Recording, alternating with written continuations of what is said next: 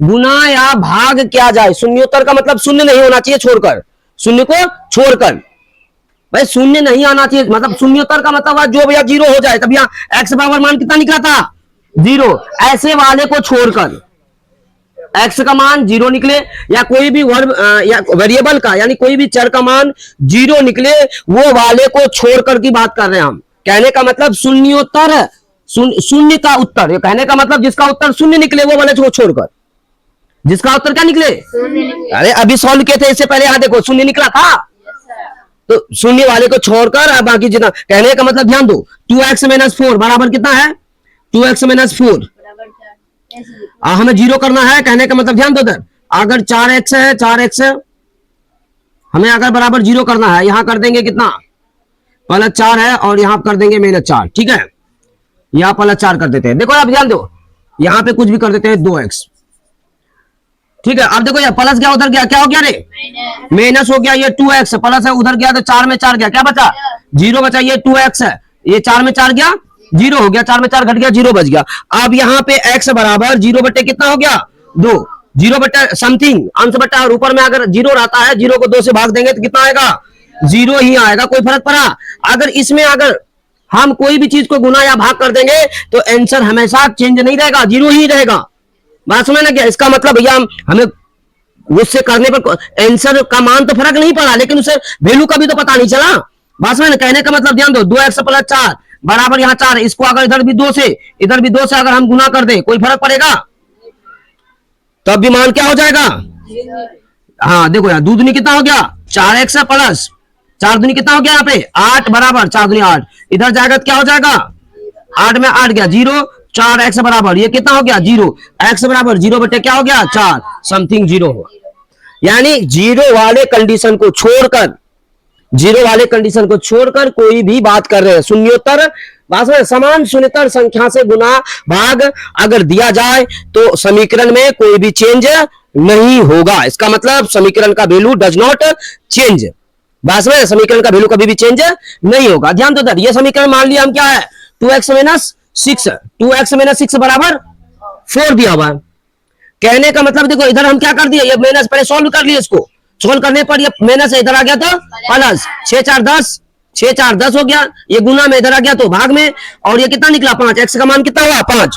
तो हम समान संख्या को गुना करने पर, कौन सा समान संख्या पर गुना कर दे, भैया -6 है, माइनस, आप देखो हम क्या गुना किए हैं, ये समीकरण है, इस समीकरण में इधर भी 5 से इधर भी 5 से गुना कर दिए, सेम साइड, बोथ साइड, कौन सा साइड, दो साइड सेम नंबर से गुना कर दिए, एलएचएस में भी और आरएचएस में भी।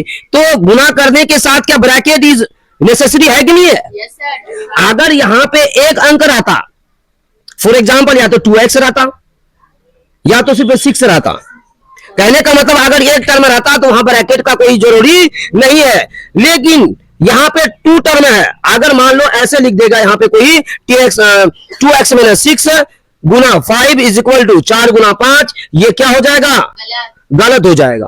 क्यों गलत हो जाएगा, क्योंकि 2x है, 6 पंजे कितना हुआ 30 हो गया, और 4 गुना कितना हुआ 20 हो गया। बस कहने का मतलब है x का मान कितना निकल जाएगा 20 + 30 हो गया, 20 30 कितना हो गया 50, ये गुना में इधर आ गया तो भाग में ये 50 हो गया, 50 बटे क्या हुआ 2, x का मान 25 निकला। ऐसा क्यों हुआ, क्योंकि यहाँ पे ब्रैकेट का यूज नहीं किए। कहने का मतलब ये 5 भैया इससे भी गुना होगा, जो भी है एलएचएस में जो भी है सबसे गुना करेंगे, और आरएचएस में जो है सबसे गुना करेंगे। ऐसा नहीं कि भैया एक आदमी से गुना कर दोगे बाकी सबको छोड़ दोगे। आज सबसे गुना करने का मतलब क्या होगा, क्या देना पड़ेगा हमें, क्योंकि हम जानते हैं कि ए और यहाँ C + D है, तो ये A गुना क्या हो जाएगा C और A गुना D। कहने का मतलब ये कौन सा नियम है, डिस्ट्रीब्यूशन लॉ जिसे बोलते हैं, वितरण नियम। बात समझना क्या, ब्रैकेट का मतलब वितरण नियम का पालन किया।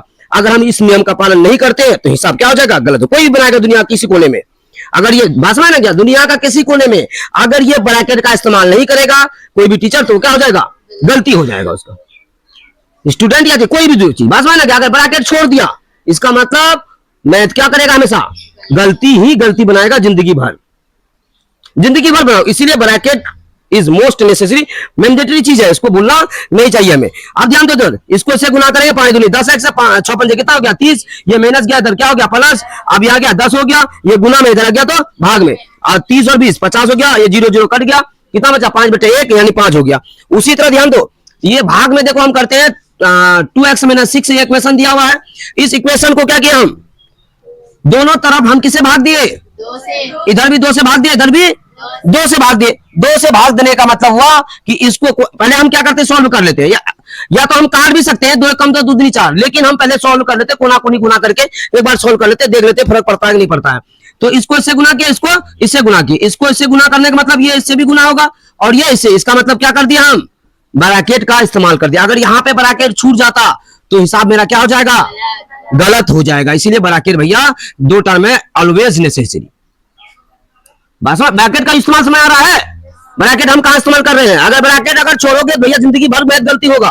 पास में ना क्या, तो ये हो गया 2x, ये कितना हो गया 2x - 6, ये 4x हो गया, 6 दूनी 12 हो गया और 4 दूनी 8 हो गया, यहाँ पे माइनस है, उधर गया तो प्लस, 12 8 कितना हो गया 20, ये गुना में है, इधर गया तो भाग में हो गया, और 4 पंजे कितना हो गया 20। x का मान कोई भी चेंज है, x का मान यहाँ 5 था, x का मान इसमें क्या था 5 था, तो यहाँ पे भी कितना आया 5 आया।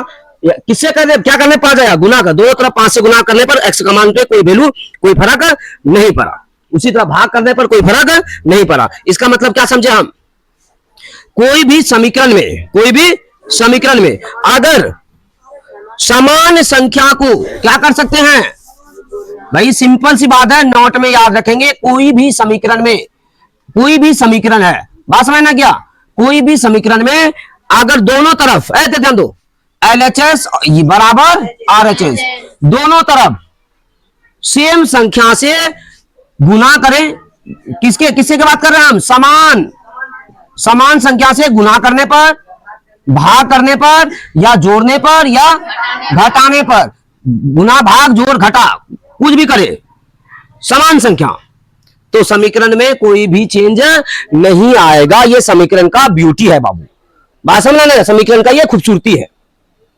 बात समझ गया ना क्या, तो कंडीशन समझ गया ना क्या। और दूसरी बात ये बताए थे हम, ये वाला पॉइंट नोट में याद रखना, और दूसरी पॉइंट क्या याद रखोगे कि भैया प्लस के बराबर में उस साइड जाएगा तो क्या होगा माइनस का होगा, प्लस उस पार में गया तो माइनस, और माइनस इस पार में आएगा तो माइनस का गया तो उधर में प्लस, ये बात याद रखना। और गुना उधर गया तो गुना उधर जाएगा तो भाग में होगा, अगर भाग उधर गया तो उधर से अगर भाग इस पार में आएगा तब भी बात समझ, भाग अगर उस पार में इधर आ गया तो गुना में, अगर इधर गुना में भाग, ये तीनों बात जो है मोस्ट इंपोर्टेंट है समीकरण के लिए, हमेशा यूज आता है जब तक पढ़ोगे, बात समझ ना, जब तक भैया तुम सॉल्व करोगे कोई भी चीज को, तो ये चीज तुम्हें फॉलो करना ही पड़ेगा, दिमाग में ये चीज सेट हो जाना चाहिए। जैसे हमें प्लस माइनस सेट है, जैसे मेरे दिमाग में प्लस माइनस सेट है कि भैया अलग अलग जात में जुड़ता है, सेम जात में घटता है। अब जोड़ घटा में बड़ा का चिन्ह देखते हैं, गुना में बड़ा का चिन्ह नहीं देखते हैं, भाग में बड़ा का चिन्ह नहीं देखते हैं। उसी तरह ये चीज हमारे दिमाग में फिक्स हो जाना चाहिए, प्लस माइनस की तरह याद हो जाना चाहिए। बात समझ में आ रहा है। अगर ये चीज तुम्हें याद नहीं होगा, अगर तुम इसका इस्तेमाल करने नहीं सीखोगे, तो तुम्हें समीकरण बनाने में हमेशा कष्ट होगा, ऑलवेज।